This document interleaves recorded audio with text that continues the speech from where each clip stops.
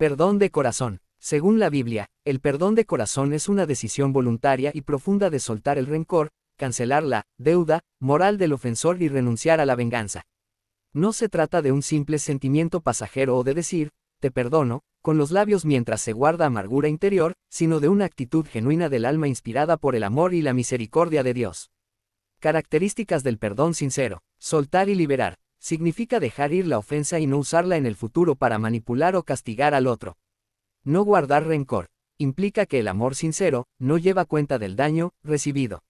Un acto de obediencia y fe. Muchas veces se toma la decisión de perdonar antes de que los heridos sentimientos sanen por completo. Lo que no es el perdón. No es olvidar al instante. Los recuerdos pueden permanecer, pero pierden su poder de causar amargura. No es justificar la maldad. Se reconoce que la falta estuvo mal, pero se decide no cobrar la falta. No es sinónimo de confianza inmediata. Se puede perdonar a alguien de corazón sin poner en riesgo la seguridad personal si la otra persona no ha demostrado un cambio real. El fundamento bíblico. El estándar definitivo se encuentra en las palabras de Jesús en Mateo 18:35, donde advierte que el Padre Celestial tratará a quienes no perdonen a sus hermanos, de todo corazón. La motivación principal para el creyente es la gratitud, perdonar a los demás porque Dios ya ha perdonado una falta mucho mayor a través de Cristo. Base bíblica. Segunda de Crónicas 7 del 12 al 14, Mateo 18 del 31 al 35 y Lucas 17 del 1 al 4. Pensamiento central. Los que en verdad somos discípulos de Cristo, debemos modelar una vida llena de gracia, donde brindamos misericordia a todos nuestros semejantes. Objetivos. Número 1. Expresar el valor que tiene la práctica del perdón en la vida del creyente. Número 2. Integrar al carácter de los discípulos la disposición de perdonar. Y número 3. Planear la manera idónea de aplicar el perdón en todas las circunstancias. Segunda de Crónicas 7 del 12 al 14. 12. Y apareció Jehová a Salomón de noche, y le dijo, yo he oído tu oración, y he elegido para mí este lugar por casa de sacrificio. 13. Si yo cerrare los cielos para que no haya lluvia, y si mandare a la langosta que consuma la tierra, o si enviaré pestilencia a mi pueblo. 14. Si se humillare mi pueblo, sobre el cual mi nombre es invocado, y oraren, y buscaren mi rostro, y se convirtieren de sus malos caminos, entonces yo oiré desde los cielos, y perdonaré sus pecados, y sanaré su tierra. En Segunda de Crónicas 7 del 12 al 14, el perdón divino no es un trámite mecánico, sino la respuesta de Dios a un arrepentimiento profundo y real que nace en el interior del ser humano, implicando una transformación total de la actitud y conducta hacia él. Las condiciones del corazón según el texto. El pasaje establece 4 pasos que reflejan la disposición sincera de la persona antes de recibir el perdón y la sanidad. Humillación. Reconocer la propia fragilidad, culpa y error sin orgullo ni justificaciones.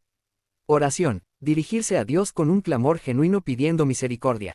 Buscar su rostro. Desear una comunión íntima con Dios por encima de los beneficios materiales.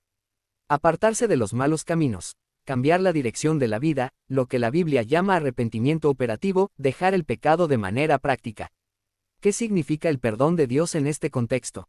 Restauración y escucha. Dios promete oír desde los cielos, lo que significa romper la distancia espiritual creada por la falta. Remisión de la culpa. Perdonar implica levantar el castigo y cancelar la culpa del pecado cometido. Sanidad de la tierra. El perdón genuino no solo repara lo individual o espiritual, sino que trae un efecto restaurador y de paz al entorno social y físico afectado. Mateo 18 del 31 al 35. 31 Viendo sus consiervos lo que pasaba, se entristecieron mucho, y fueron y refirieron a su señor todo lo que había pasado.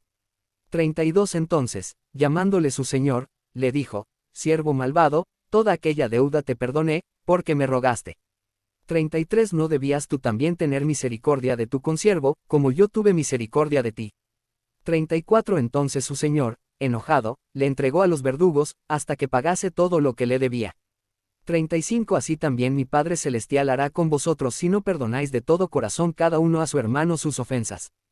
Según Mateo 18 del 31 al 35, el cierre de la parábola del siervo despiadado, el perdón de corazón significa liberar por completo el rencor y la exigencia de venganza hacia los demás, reflejando la misma gracia inmensa que Dios nos dio.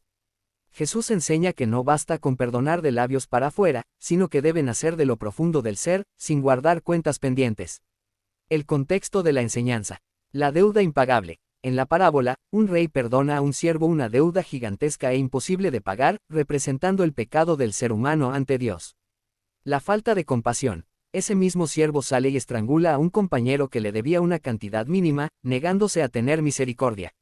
La advertencia final, verso 35, Jesús concluye diciendo que Dios hará lo mismo con nosotros si no perdonamos, de todo corazón, a nuestros hermanos. Características del perdón de corazón. Es sincero y sin condiciones, no busca cobrar factura ni mantener resentimiento oculto. Reconoce la gracia recibida. Quien entiende cuánto le ha perdonado Dios no puede retener el enojo contra el prójimo. Es una decisión espiritual profunda, no depende de que el otro lo merezca, sino de la obediencia y transformación que Dios hace en nosotros. Lucas 7 del 1 al 4. Después que hubo terminado todas sus palabras al pueblo que le oía, entró en Capernaum. 2 Y el siervo de un centurión, a quien éste quería mucho, estaba enfermo y a punto de morir. 3 Cuando el centurión oyó hablar de Jesús, le envió unos ancianos de los judíos, rogándole que viniese y sanase a su siervo. 4 Y ellos vinieron a Jesús y le rogaron con solicitud, diciéndole, es digno de que le concedas esto. En Lucas 7 del 1 al 4 no se habla directamente del perdón de corazón, sino de la petición que unos ancianos judíos le hacen a Jesús para que sane al siervo de un centurión romano. El verdadero pasaje sobre el perdón y el amor del corazón en ese mismo capítulo se encuentra más adelante, en los versículos 36 al 50, la mujer pecadora. El contexto de Lucas 7 del 1 al 4. La escena, Jesús llega a Capernaum. La petición. Un oficial romano, centurión, tiene a su siervo muy enfermo y manda a decir con líderes judíos que Jesús vaya a sanarlo. El ruego. Los ancianos dicen que el militar, es digno de que le concedas esto, porque ama al pueblo judío y les construyó una sinagoga. El verdadero sentido del perdón y el corazón en Lucas 7. Si buscas la enseñanza sobre cómo actúa un corazón perdonado y agradecido, el relato clave de este capítulo, versículos 47 a 48, muestra que el amor nace del perdón. Quien tiene conciencia de su falibilidad y recibe la gracia valora más el perdón. La humildad del corazón. El perdón y la fe genuina no se exigen por méritos propios, a diferencia de los ancianos que creían que el centurión era digno, sino que se reciben por gracia y fe sincera. Según la Biblia, el perdón de corazón no es un simple acuerdo mental o una formalidad de palabras, sino una decisión profunda y sincera del interior que elimina el rencor, imita la misericordia infinita que Dios nos da y busca genuinamente el bienestar y la restauración de la otra persona. Los pasajes de Lucas 7 del 1 al 4, Mateo 18 del 31 al 35 y Segunda de Crónicas 7 del 12 al 14 comparten un mismo núcleo espiritual a pesar de encontrarse en contextos diferentes, un milagro por fe, una parábola sobre el perdón entre hermanos y una promesa de restauración nacional. ¿Qué tienen en común los tres pasajes? La humildad como puerta de acceso. En Lucas 7:4, los ancianos ruegan por el centurión reconociendo que él valora al pueblo. En Mateo 18:32, el rey recuerda que el siervo fue perdonado porque suplicó con humildad. Y en Segunda de Crónicas 7:14, la condición principal para recibir el perdón divino es que el pueblo se humille. El reflejo del carácter de Dios, tanto en la actitud compasiva hacia el centurión, como en la exigencia de perdonar al compañero, como yo, el Señor, tuve misericordia de ti. Mateo 18:33, y en la respuesta fiel de Dios de sanar y perdonar, Segunda de Crónicas 7:14, se enseña que el perdón auténtico emana de la naturaleza misericordiosa de Dios. El cambio de conducta y actitud. El texto de Segunda de Crónicas 7:14 exige convertirse de los malos caminos, y Mateo 18:35 advierte que el perdón debe salir de lo profundo del ser para evitar la dureza de corazón, mostrando que el perdón bíblico transforma la manera en que tratamos al prójimo. La restauración y la sanidad. En los tres textos hay un resultado de vida. La sanidad del siervo en Lucas 7, la advertencia sobre las consecuencias de retener el rencor en Mateo 18, y la promesa de que Dios sanará su tierra en 2 Crónicas 7.